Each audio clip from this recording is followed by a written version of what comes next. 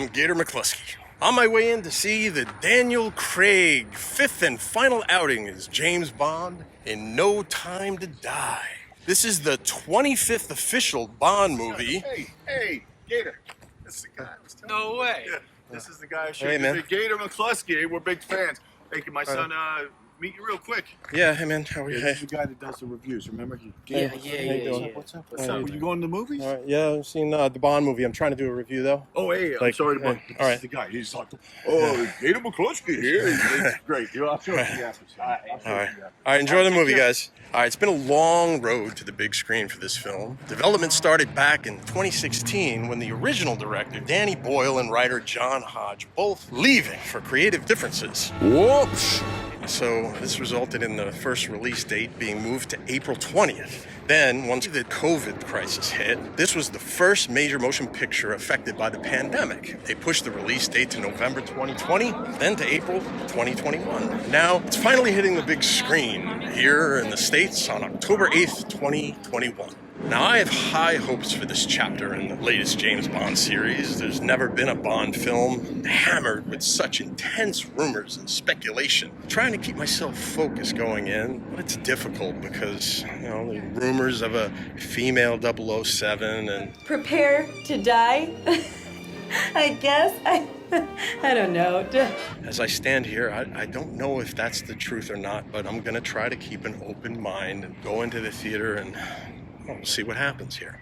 Oh, also, the director of this one is a fella named Kari Joji Fukunaga. I'm sure I got that wrong, but like with the Many Saints of Newark, they chose someone who's never really made a name for himself in feature films. Kari's a TV episode guy and doesn't really have big Hollywood movies under his belt. He did, however, direct the first season of True Detective. That's probably my favorite season of television outside of The Sopranos and Breaking Bad. Now, if you haven't seen it and you like serial killer thrillers like Silence of the Lambs and Seven, be sure to check it out. It's amazing. In prison is very, very hard on people who hurt kids. If you get the opportunity, you should kill yourself.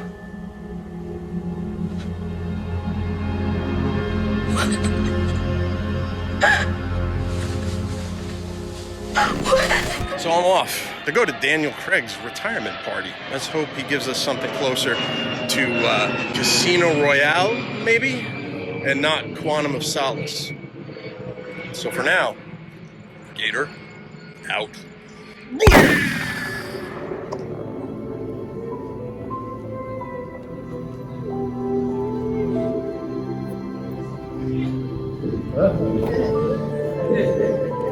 What the hell? What the hell just happened? I don't even know what to say. I just got out of the movie. I don't know how else to say this. I'm just f***ing pissed. I've never been more angry seeing a movie than I am walking out of this f***ing James Bond movie. And I'm trying to collect my thoughts. I'm having a hard time doing it. What'd you think? But What'd you think of the movie? Not right now, man. I'm not in the mood. Oh, serious. Mr. YouTube star. All right, come on. Buddy. Yeah. Let's go. Yeah, drive safe. I can't talk to people because I'm famous. Yeah. I'm on YouTube. I got Right. thousands of views, so now my fans don't matter. I don't care about my fans. I got to get my together here. I've been watching James Bond movies since I was in diapers. I am kind of devastated. I'm hoping that I wake up in the morning and I'm able to give you a better review as far as not being a jerk like I'm being right now. It'll be a spoiler review when I do it, so just be aware because I can't not talk about this thing. All right, for now, Gator out. Boom. Hello, it's me again. I want to start by offering my most sincere apologies for the unprofessional outburst last night. And to the nice fella and his son, thanks for being fans of the channel. I probably could have been a little nicer. Anyway, after a full night's sleep and reflection on this 25th James Bond movie, I've calmed down a bit and I'll try to present a reasonably coherent review, although some of you may not like what you hear. I'll start with the positive.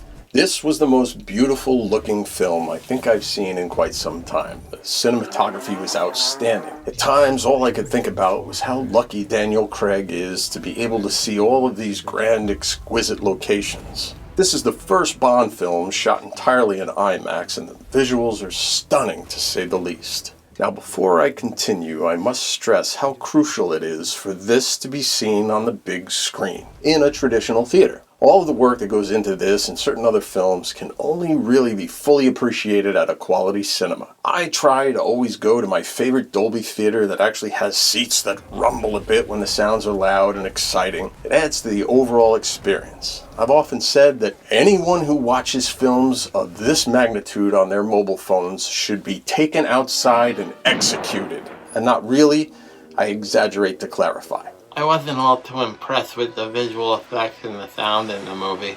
And that brings me to the soundtrack. I'd like to see this film win an Oscar for Best Sound. I was blown away by how much the music and sound effects added to this experience. Now, the action sequences in this film are not only some of the most intense I've ever seen in a Bond film, they even rival my favorite action movie of all time, Raiders of the Lost Ark. The opening sequence in Casino Royale kind of set the bar for me for Bond opening action scenes, but this film might actually surpass it. Through the first hour or so, I felt like comparing it to one of my favorite albums. Let's say the first Boston album, where each action sequence was a song. And as you go from track 1 to track 2 and so on, you smile with joy on how much you love the ride that you're on. This was pleasing me at a level where I felt as though I was listening to my favorite album. I was sure this would go down as one of my favorite all-time James Bond chapters. So then, somewhere in the middle, that album went from being the 5th track off of Boston's debut album to something off of their 3rd stage album. Hang in with me there a little bit. That wasn't a terrible album, it's just kind of lost its way halfway through. Then, as we approach the final track of this album, we're hit with something off of Guns N' Roses' Chinese Democracy. It's a difficult reference for some of you, but I can tell you that I could never listen to this piece of shit more than once. So what happened, you ask? Well, we may need to go into spoiler territory here, so I'm going to give you a moment to reflect on whether or not you'd like to continue watching this particular review.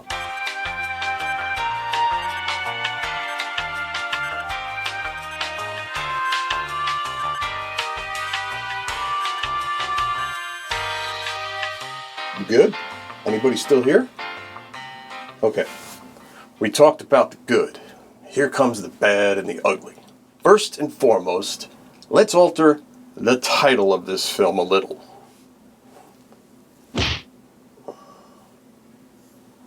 You don't ever, never, ever dare, ever, ever, never, never, ever, ever kill off my beloved James Bond. I mean, how dare you? Now, I may be a little older than some of you, but understand that when I was 7 years old, I saw The Man with the Golden Gun with my dad. From that day forward, I never missed a Bond opening.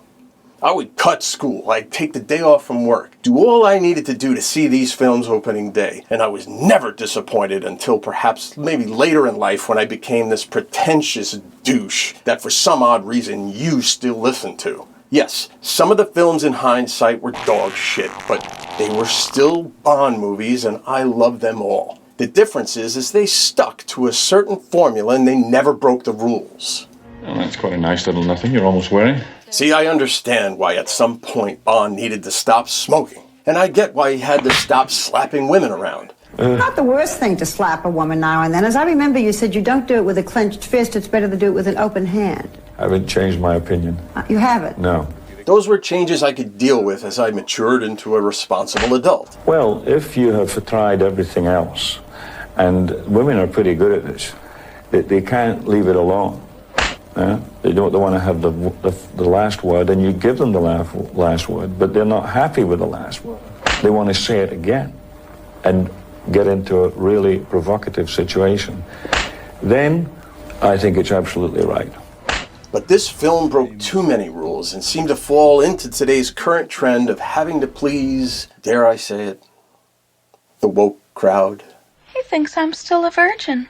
Yes, well, you get your clothes on, I'll buy you an ice cream. Once you f*** with my childhood memories, I'm gonna take the gloves off. Time for some unfinished business. No, James. Yes. No, James. Yes, you are going to have sex with me. No, James, I don't want to. Yes, you do. I get that women were viewed as objects back in the early days of cinema. Okay, yes. See that? 50 no's and a yes means yes. That Bond liked to sleep with multiple women and either cast them aside or use them as shields to stop bullets. But let's not forget there were some pretty strong females throughout Bond history. Pussy galore. My name is Pussy Galore. I must be dreaming. So you are the mysterious Octopussy. Octopussy. Well, for some bizarre reason, these women had similar names. Not cool. Looking for shells? No, I'm just looking. Grace Jones kicked some ass, although that film was a miserable piece of horse shit. My point is that there were sexy Bond girls and there were some that could kick ass. Unzip my fly and go to town. In this film, every woman was pretty much on the same level as Bond and had amazing fighting skills, able to handle guns, and most noticeably survived.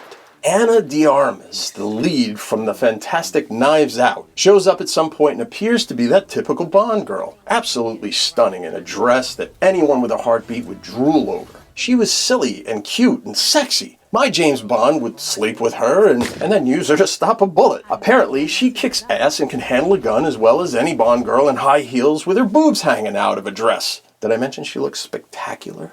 Oh, and then we have Bond's love interest, another beautiful woman, a mom protecting her child. Vulnerable. She needs James Bond to help and protect her, but not in 2021. Apparently, she can kick some ass too and saves Bond with her ability to shoot as well as any 00 agent. Speaking of 00, you never, ever, ever, never, ever, never, ever, ever, ever give my James Bond 007 number to another agent. Now, I don't care what gender or religion or race that agent is. You just don't do that. She always did enjoy a good squeeze. Unless you want to piss off me and about 500 million other people in the world who grew up knowing that those 3 numbers mean one and one thing only. Mr. Bond. James Bond. You can break some rules in the Bond universe. I'm sorry. But this one is unacceptable. I think you got the point. Oh, and apparently Q is gay. Not that there's anything wrong with that. Yep, didn't see that one coming. Now the whole world's gonna know that you don't scratch your fucking balls. Really, 007? 60 plus years of Q, and thanks to 2021, we finally know one single thing about his personal life that we never asked to know. Having problems keeping it up, Q? Frequently. We now know that for 60 plus years, when Q was showing Bond the latest and greatest weapon, Don't say it. that he had a Walther PPK standing upright in his pants. I'd rather get butt slammed with a calculus textbook. That's not funny, 007. I exaggerate to clarify. Deal with it, I'm pissed. What are you doing? Yeah, cut it out. No time for that. Later, perhaps. Quickly on the villains in this, 2 Oscar winners in Rami Malek and Christoph Waltz were wasted a bit here. You know that history isn't kind to those who play God. And you don't? Not enough Blofeld, as his scenes were awesome as they always are. The author of all your pain. However, Rami's Safin character, stupid forgettable character name, was underwritten. It was very difficult to understand as his dialect Tidier. I don't understand a word you just said. was often either not loud enough, Sneaking under their skin. or without enunciation. Do you understand the words that are coming out of my mouth? Most of his scenes brought down the pacing of the film, and his performance didn't rank up there, even in the top 20 of all Bond villains. Could you look at the phone and say that name one more time? It's Pussy Galore. Another character that was killed off and unacceptable in my view was Felix Leiter, Bond's best friend since the beginning of the series. Another unnecessary plot twist in order to get Bond angry and motivated to avenge someone. I'm spitting angry. Having to use his venomous anger instead of his secret agent intelligence to motivate his actions it's just not James Bond. You missed Mr. Bond. Did I? Finally, we find out that James Bond has a daughter. Now, although I prefer him to have a son, and please understand I'm not being sexist, it's just that I'm allowed to hope that Bond would have a male child who would grow up to be a secret agent like his old man. And I hope that their first child be a masculine child. See, when Bruce Lee died, and I tried to make peace with it, hoping that his son Brandon would carry on the family name and give us many more years of exciting motion pictures, he died. Now, that's not really a complaint about the movie as much as it's just a simple observation. It's a truly funny observation. I do, however, take issue with the inability of this director to build any sort of dramatic effect with all the powerful reveals in this lifeless story. There's only one Bond film that grabbed me emotionally and allowed me to connect to James and care about his heart and his emotions. And that was his relationship with Vespa in Casino Royale. It was done brilliantly, becoming my all-time favorite James Bond film. The love story in this chapter, along with the reveal of his daughter and his ultimate sacrifice for his life, it never brought me to tears. Are you crying? Am I crying? No, I'm not crying. You're crying. And you're looking at somebody that cries at the end of Planes, Trains, and Automobiles, even after the 20th viewing. So it really doesn't take much to pull on my heartstrings. Come here. What? Come here. That's enough. All right? Okay. Are we good? Yeah, I'm good. Instead, as you saw, I walked out of the theater angry, disappointed, and feeling as though one of my all-time favorite series has gone to shit. So where do we go from here? As I sat in the theater asking myself that very question and watching the end credits, the final text that came up on the screen gave me a little bit of hope, but it also confused the ever-loving shit out of me. Now, if you listen closely, you'll hear a voice in the theater saying what the few of us that were left there were all thinking. But he died. So clearly, they're indicating that James Bond will return. So to me, that can only mean one of two things. Either he didn't die at the end, which is kind of ridiculous to even think that's possible. That's impossible! However, I've seen crazier things like an alien resurrection. I mean, perhaps with the whole DNA manipulation storyline in this film, they can clone him from a single hair. It wouldn't shock me for them to do something that f***ing stupid. See, now that's some bullshit. Or, and this is more likely than not, they reboot the series starting from the beginning with an entirely new cast. I guess I can accept that as it's been done many times before, but never after a film that kills off James Bond. I mean, it's a historic mistake in this franchise. So I leave you with this. Somewhere out there, there's a young boy who dreams to be the next James Bond. I was that young boy in the 70s.